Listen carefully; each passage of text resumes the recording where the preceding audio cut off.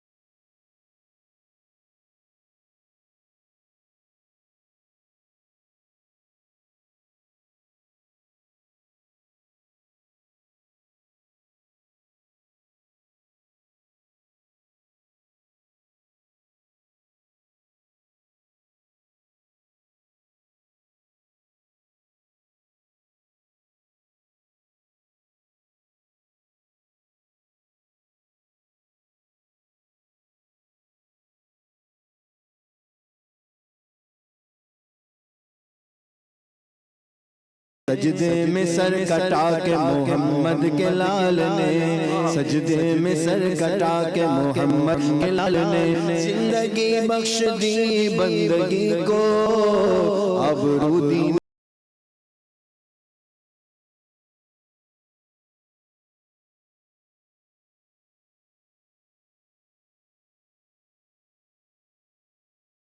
دن کٹالی. کچھ نوازوں کا صدقہ عطا ہو، در پہ آیا ہوں میں بن کر سوالی. سبحان اللہ. کرم میں شہنشاہ عرب و عجم، کھڑے ہیں منتظر کرم وہ گدا کہ جن کو تو نے عطا کیا ہے دماغ سکندری. کیا خوبصورت کلام ہے، اور اسی کرم کی تو التجا ہے، اسی کی درخواست ہے، اسی کی حاجت ہے، اور سب اسی کے منتظر ہیں. بس اس بارگاہ سے کبھی بھی رد نہیں ہوتا سوال, دروازے ہمیشہ کھلے ہوئے ہیں, ہم نے اپنے آپ کو آمادہ اور تیار کرنا ہے, اور آج ہمارا یہی موضوع ہے کہ کیسے کامیاب ہوں توبہ میں. علامہ صاحب, معصومین کی زندگی, انبیاء کی زندگی, ائمہ کی زندگی, یہ وہ لوگ ہیں کہ ہم ان سے توقع نہیں کرتے کہ کوئی گناہ کریں گے, مگر پھر بھی یہ توبہ کی کثرت کر رہے ہیں, دوسروں کو بھی حکم دے رہے ہیں. اور پھر جب آپ دعائیں دیکھتے ہیں, کہیں حضرت علی نظر آتے ہیں آپ کو یہ کہتے ہوئے کہ پروردگار میں تو گناہ گار ہوں. حضرت عبداللہ ابن عباس فرما رہے ہیں کہ رات کو اٹھ جایا کرتے تھے, یہ کہتے ہیں کہ میں اگر سو گیا اور نیند آ گئی اور پھر زندگی تمام ہو گئی, تو ان گناہوں کے ساتھ یہ کیا پہلو ہے کہ جن سے گناہ نہیں ہو رہا وہ بھی توبہ کر رہے ہیں؟ بہت اچھی نقطے کی طرح آپ نے اشارہ فرمایا ہے. میں اس نقطے کی وضاحت میں ابتدائے تاریخ بشریت سے اگر کروں گا تو بات بالکل کھل کر انشاءاللہ سامنے آ جائے گی. دیکھیں, ایک مزاج وہ ہے کہ جب انسان تقوی کے راستے کی طرف گامزن ہوتا ہے, پرہیزگاری کے راستے کی طرف گامزن ہوتا ہے, عبادات اور زہد و تقوی کے راستے کی طرف گامزن ہوتا ہے, تو ایک صفت اس کے اندر کبھی کبھار پیدا ہوتی ہے, اور وہ برتری اور احساس فوقیت کی صفت ہے. جی, کہ میں پروردگار کا بہت بڑا بندہ بن گیا ہوں, میں پروردگار کا سب سے بڑا عبادت گزار بندہ بن گیا ہوں. تو جو عجب کی کیفیت پیدا ہوتی ہے کہ اب میری برابری کون کر سکتا ہے, پروردگار کا صرف رحم و کرم میرے اوپر ہوگا. اور یہی عجب کی صفت شیطان کے اندر پیدا ہو گئی تھی. اللہ, یعنی شیطان ایسا نہیں ہے کہ وہ بہت گناہوں کے اندر ڈوبا ہوا ہو اس کے بعد وہ شیطان بنا ہو, بلکہ شیطان کی جو تاریخ روایات سے ملتی ہے وہ تو یہ ہے کہ اس نے اتنی عبادتیں کی کہ وہ اسے معلم ملائکہ بنا دیا گیا, کہ ملائکہ کو تعلیم دینے والا معلم ملائکہ جب بنایا گیا. اور پھر پروردگار کی طرف سے آواز ہے کہ ایک ایسا شخص اور ایک ایسی مخلوق ہے کہ جس کو میں اپنی بارگاہ سے نکالنے والا ہوں.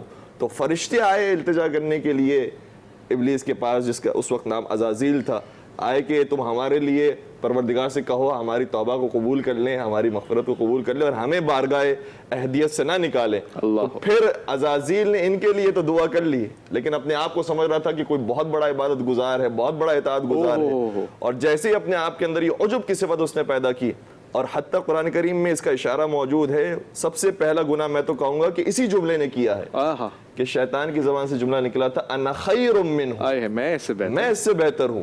تو جیسے ہی اس نے کہا کہ میں اس سے بہتر ہوں, تو پروردگار نے اسے ہی شیطان نے رجیم بنا کر اپنی درگاہ سے نکال دیا. میں مروا دیتی ہے. تو یہ جب انسان کے اندر پیدا ہونا شروع ہو جائے کہ عبادتیں میری ایسی ہیں کہ جس کی عبادتوں کی برابری کون کر سکتا ہے, تو پھر انسان کو اس صفت سے بچنے کے لیے بار بار پروردگار کے حضور جھکنا ہوتا ہے, اپنے آپ کو ذلیل, خاضع اور خاشع بنانا ہوتا ہے. تو جو اپنے آپ کو پروردگار کے حضور جھکا لیتا ہے, پروردگار اسے دنیا کے سامنے اٹھا دیتا ہے. اسی لیے ہم تشہد کے اندر بھی, نماز کے اندر جب پیغمبر اکرم کی رسالت کی گواہی دیتے ہیں تو کیا کہتے ہیں, اشہد ان محمدا عبدہ ورسولہ. سبحان اللہ, کہ محمد مصطفیٰ پہلے تیرے بندے ہیں, سبحان اللہ, تیرے عبد ہیں, اس کے بعد رسول ہیں. سبحان اللہ. تو پروردگار عالم نے جو انبیاء ہیں اور معصومین ہیں ان پر اپنا خاص کرم کیا ہے, لیکن یہ معصومین جانتے ہیں کہ جہاں ہم نے اپنی نظر پروردگار سے جھکا کر اپنے آپ کی طرف کر لی اور اپنے نفس کی طرف مائل ہو گئے کہ ہمارے جیسا کون ہے, تو پھر پروردگار کی طرف سے پھر وہ جو شفقت ہے اور وہ رحمت ہے وہ دور ہو جائے گی. اور میں تو یہ عرض کروں گا کہ پیغمبر اکرم اس قدر اپنے آپ کو پروردگار کے حضور جھکایا کرتے تھے اور اس قدر اپنے آپ کو بندہ بنایا کرتے تھے. یہ بھی روایت کا جملہ یہ ہے کہ لا یقوم ولا یجلس الا علی ذکر اللہ, پیغمبر کھڑے نہیں ہوا کرتے تھے, بیٹھا نہیں کرتے تھے مگر یاد پروردگار کے ساتھ. اللہ. ایک مرتبہ زمین پر تشریف فرما تھے, ایک کافر عورت آئی, تو پیغمبر اکرم کا طریقہ ہوتا تھا کہ رحمت للعالمین ہے, سید البشر ہے, افضل البشر ہے, لیکن اس کے باوجود ہمیشہ زمین پر بیٹھا کرتے تھے. اور فرماتے ہیں کہ میں جب تک زندہ رہوں گا 3 عمل ہیں میں جو ضرور انجام دوں گا. ایک زمین پر بیٹھنا ہے, دوسرا میں سلام میں ہمیشہ سبقت کروں گا, سلام میں ہمیشہ پہل فرمایا کرتے تھے, اور تیسری بات یہ کہ اگر کوئی سواری آئے گی تو میں خود اسے اتاروں گا. یعنی وہ سارے کام ایسے ہیں کہ جو انسان عام طور پر جو متکبر مغرور آدمی ہوتا ہے وہ پسند نہیں کرتا, لیکن پیغمبر پسند فرمایا کرتے تھے. تو زمین پر تشریف فرماتے کافر خاتون آئی اور کہنے لگی کہ اے محمد تم تو ایسے بیٹھے ہو جیسے غلام بیٹھتے ہیں, توہین کرنا چاہتی, تحقیر کرنا چاہتی. پیغمبر اکرم نے یہ جملہ کہنے کے بجائے کہ تم کس کو غلام کہہ رہے ہو, میں تو آقاؤں کا آقا ہوں, بادشاہوں کا بادشاہ ہوں. بے شک, بے شک. اس جملے کو ایک اور وادی کے اندر لے کر گئے. پیغمبر نے فرمایا اے خاتون یہ بتا کہ اس کائنات میں مجھ سے بڑا بھی کوئی غلام ہے؟ اللہ اکبر.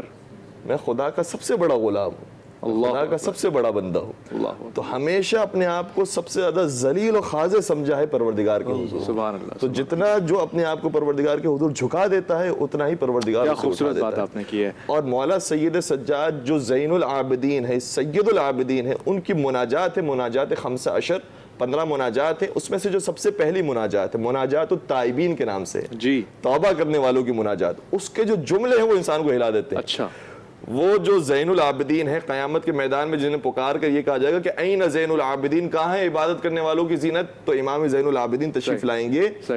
وہ زین العابدین ارشاد فرماتے ہیں اس دعا کے اندر کہ الہی پروردگارہ, الہی البستن الخطایا ثوب مذلتی, پروردگارہ میں نے جو بدن پہ لباس پہنا ہوا ہے وہ گناہوں کا لباس ہے, اللہ وہ ذلت کا لباس. کون کہہ رہا ہے؟ وجللنی التباعد منک لباس مسکنتی, اور پروردگار جو میں تجھ سے دور ہو گیا ہوں اس کی وجہ سے میں نے فقر و فاقے کا لباس پہنا. اللہ اکبر.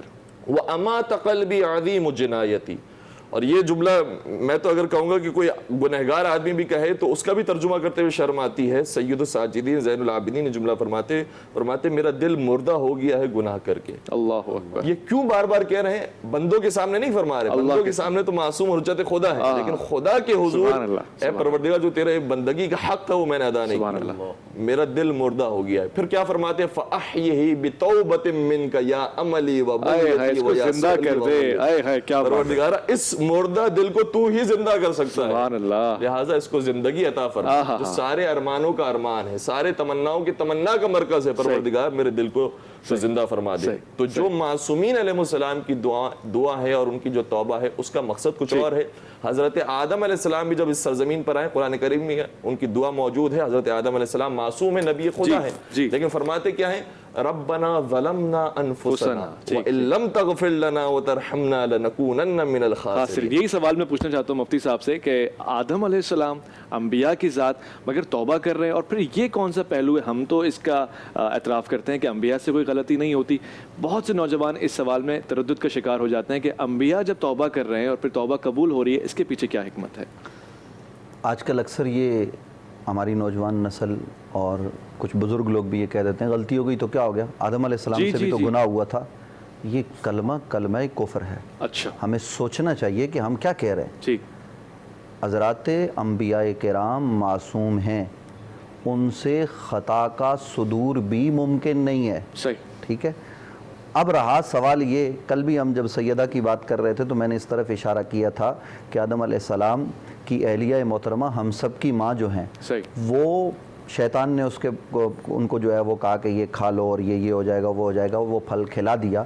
اور یہ پروردگار کی حکمت ہے کہ زمین کو بسانا تو تھا, اصل میں اہتمام کرنا تھا, یہ بزم سجانی تھی اپنے آخری نبی کے لیے. تو بزم سجائی گئی اور اس کے لیے ایک طریقہ کار تھا. بزرگ یہ کہتے ہیں کہ آدم علیہ السلام کی خطا کا تذکرہ جو ہے وہ فقط آیہ قرآنی کے تحت کیا جائے, اس کے ما سوا نہ کیا جائے. جناب آدم علیہ السلام زمین پر تشریف لائے تو یہ ہمارے لیے مشعل راہ ہے کہ ہمارے ابا حضور جو ہم سب کے باپ ہیں, سب کے بالاتفاق باپ ہیں, وہ کافر ہو یا مسلمان, تو آدم علیہ السلام نے زمین پر آ کر پہلا کام کیا کیا؟ اس زمین پر پہلا کام پروردگار کی بارگاہ میں آنسو بہائے, اور وہ ایک عرصے تک بہاتے رہے. صبح و شام استغفار ہے, پروردگار معاف کر دے. حالانکہ وہ پروردگار کی طرف سے ایک حکمت کا تقاضا تھا, زمین بسنی تھی, لیکن باوجود اس کے وہ معافی مانگ کے اپنی نسلوں کو یہ بتا رہے ہیں کہ اللہ کی بارگاہ میں تم نے عجز کرنا ہے, انکساری کرنی ہے. وہ جو شیطان نے تکبر کیا تھا نا, اس کو توڑنا بھی تھا. تو حضرت آدم علیہ السلام نے بنیادی طور پر یہ کام کیا. اور پھر ہمارے یہاں علماء نے یہ لکھا ہے کہ ایک دن آدم علیہ السلام نے بارگاہ رب میں یہ کہا, اے پروردگار میں اتنے عرصے سے معافی مانگ رہا ہوں. تو قرآن مجید نے کہا نا کہ ہم نے آدم کی زبان پر چند کلمات جاری کر دی. وہ کلمات کیا تھے؟ بے حق محمد و علی و فاطمہ و حسن و حسین. اے پروردگار مجھے محمد, علی, فاطمہ اور حسن و حسین کے صدقے, حضرت مجدد پاک نے لکھا ہے یہ, اور دیگر کئی بزرگوں نے لکھا ہے, ان کے صدقے مجھ پر مہربانی فرما. تو پروردگار نے مہربانی کر دی.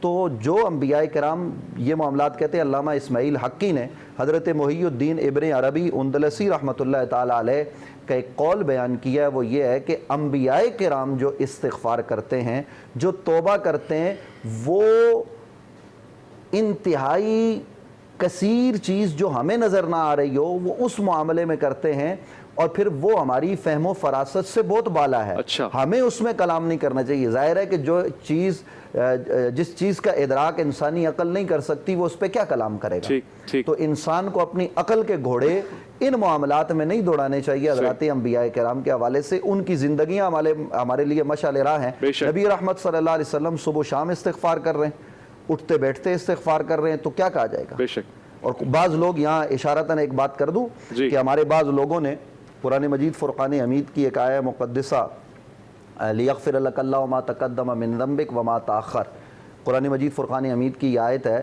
کہ اے حبیب ہم نے آپ کی خاطر آپ کے اگلے اور پچھلوں کو معاف کر دیا.